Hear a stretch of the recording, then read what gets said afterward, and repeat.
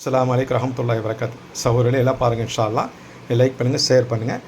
இது வடநாட்டு பொரியல், கொய்யாக்காய் பொரியல். வடநாட்டில் பீகார், ராஜஸ்தான் இந்த சைட்லலாம் போட்டு விற்பாங்க, வெளியில் விற்பாங்க.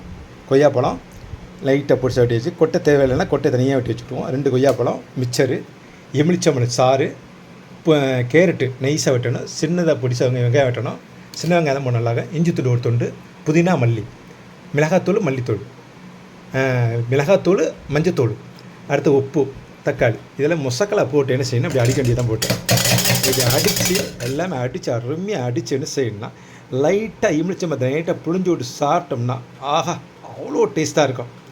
பாருங்கள் என்ன டேஸ்ட்டாக இருக்குன்னு பாருங்கள், இன்ஷா அல்லாஹ் சாப்பிட்டு பாருங்கள். இன்ஷா அல்லாஹ் பாருங்கள், அடித்து வச்சாச்சு, எவ்வளோ டேஸ்ட்டாக இருக்குது பாருங்கள், அவ்வளோ டேஸ்ட்டாக இருக்கும் பாருங்கள். இன்ஷா அல்லாஹ் லைக் பண்ணுங்கள், ஷேர் பண்ணுங்கள். நம்ம லைக் அப்படி தட்டி விட்டுருங்க. இன்ஷா அல்லாஹ்.